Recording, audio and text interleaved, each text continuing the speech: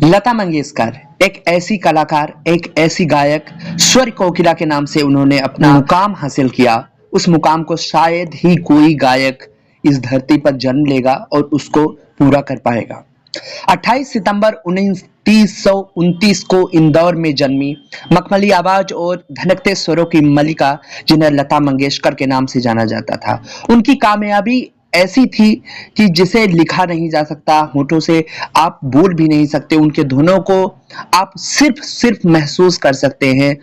ऐसा बोला जाता है कि उनके जो कहे गए गीत हैं, उनके द्वारा गाए हुए ऐसे वीर जारा जैसे बहुत सारी ऐसी गीत हैं फिल्मों के, जिनको सिर्फ आप महसूस कर सकते हैं। अगर उनका एक मानक होता तो उस मानक में उन नंबरों को कभी डिफाइन नहीं कर सकते।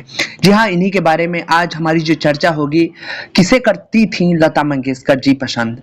जी हाँ, वैसे तो उन्होंने पूरे जीवन में शादी नहीं की और उनका कोई विशेष कंट्रोवर्सी भी नहीं रही, लोगों के बीच ऐसी विवादित चीजें भी नहीं रही, लेकिन जानने वाले और उनके नजदीकी इस चीज को कतई भी मना नहीं करते हैं कि उनको भी कोई शख्स पसंद आया था, लेकिन कुछ कारण से, किस कारण से उस चीज को आगे नहीं बढ़ा पाई, या उनकी शादी नहीं हो पाई, या उनका कोई भी ऐसा क्रश था जिसे वो पसंद करती थी, उन्हें प्रपोज नहीं कर पाई।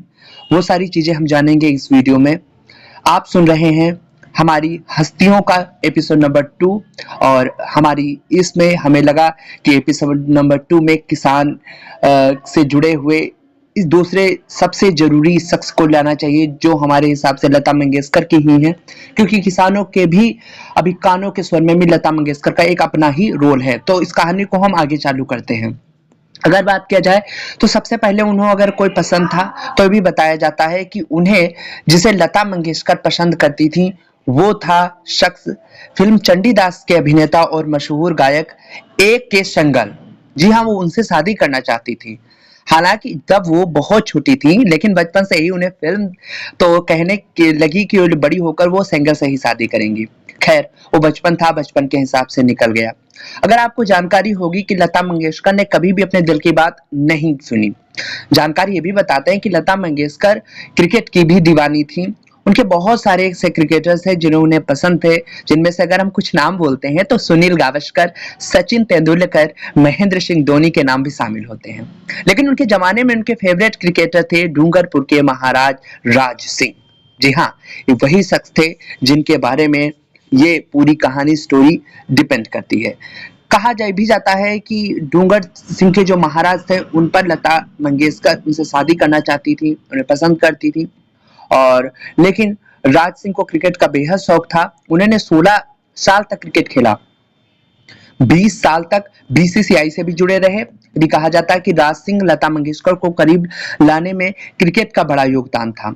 राज सिंह जब लॉ करने मुंबई आए थे तब ये अक्सर लता से मिलने उनके घर भी आया करते थे। मुलाकात का ये सिलसिला दोस्ती और सिर्फ प्यार में बदला, लेकिन किस्मत का तो ये मंजूर ही नहीं था। लता चाहती थी कि वो महारानी बनकर लाइफ गुजार सकती थी, लेकिन पारिवारिक जिम्मेदारियों के चलते ये प्रेम कहानी अधूरी रह गई। तो ये तो कुछ कहानी रही उनके डूंगरपुर की। उससे भी आगे क्या कहानी रही, उसके भी आगे एक बार फिर किस्मत ने मौका दिया।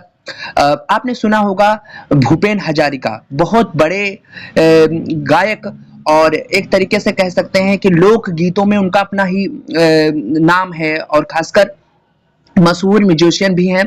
तो खुद उनकी पत्नी प्रियंवदा पटेल ने एक इंटरव्यू में बताया था कि भूपेन और लता का अफेयर था, और लता ही उनके बीच की जो दूरियां का कारण बनी थी। हालांकि उनके इस खुलासे के बाद लता के साथ ही उनका पूरा परिवार भी खासा नाराज हुआ और इस खुलासे को झूठा करार दिया। जो कि भूपेन हजारिका वाला जो केस था वो बिल्कुल सिरे से खारिज कर दिया गया। इस के बाद में अगर बात की जाती है कि मशहूर म्यूजिशियन की सी रामचंद्रा ने लता मंगेशकर को प्रपोज किया था, यानी सामने से। अभी तक तो ये कहानी थी कि लता मंगेशकर की तरफ से, लेकिन यहाँ पर रामचंद्रा ने भी प्रपोज किया था, लेकिन लता मंगेशकर को उनके इस प्रपोजल को ठुकरा दिया। ये भी कहा जाता है कि श्री रामचंद्रा उनकी ना को एक्सपेक्ट नहीं कर पाए और गुस्से में अपने और लता के बारे में झूठी बातें फैलाने लगे। नाराज लता ने इसके लिए उनके साथ काम भी करना बंद कर दिया था। सी रामचंद्रन ने भी बताया कि गायक मशहूर ए मेरे वतन के लोगों की धुन तैयार की थी। इसी तरीके से उनकी कहानी आगे बढ़ती रही, लेकिन अभी तक कहानी में ये ट्विस्ट नहीं आया कि उनकी कहानी आगे बढ़ पाती। अब बात पहुंचती है पाकिस्तान तक। जी हाँ, लता मंगेशकर की प्रेम कहानी का एक किस्सा और भी पढ़ने को मिलता है कि जबकि इस कहानी में दावा भारत से कम और पाकिस्तान से ज्यादा मिलता है। दावा ये भी है कि पाकिस्तान के मशहूर फनकार अपने समय के तानसेन उस्ताद सलामत अली खान और लता के बीच में अफेयर था। लता और सलामत अली खान खासकर गायकी, ख्याल और ठुमरी के दीवानी तो थी ही, उन्हें पसंद भी करने लगी थी। खुद उस्ताद सलामत अली खान की पार्श्व गायिका से शादी करना चाहते थे। दोनों ही उस समय में करियर की ऊंची परवाज पर थे, लेकिन फिर भी ऐसा नहीं हो सका और दोनों कभी भी एक नहीं हो सके। बहरहाल सच ये भी है कि लता मंगेशकर ने संगीत से ही प्यार किया और उसी के साथ फेरे भी लिए, लेकिन कहानियां हैं, किस्से हैं, किंवदंतियां हैं, कही जाती है, क्या सच्चाई है वो तो कभी सिरे से आकर लता मंगेशकर ने नहीं कहा। फिर भी सच या कोई अफवाह पढ़े तो सुने, हमेशा जाते रहेंगे। हमने भी सुना और पढ़ा और भी आपको बताने का पूरा प्रयास किया। लता मंगेशकर एक ऐसी शख्सियत है जिन्होंने फैमिली में, सिंगिंग में, एक्टिंग में, प्यार में और पूरी लाइफ में त्याग, समर्पण और विनम्रता, स्वाभिमान का दामन कसकर पकड़े रखा। और आप ही अपनी प्रेम कहानी के धागों को समर्पण और सामंजस्य के बने को मिसाल बनी रही। तो कुछ इस तरीके से उन्होंने अपना जीवन, जो वास्तविक में प्रेम था, वो उन्होंने अपना परिवार को दिखाया। लता मंगेशकर का जो ये पूरी कहानी से ये दिखाई पड़ता है कि उन्होंने प्रेम जो है अपने परिवार से, अपने गीत से की, संगीत से किया।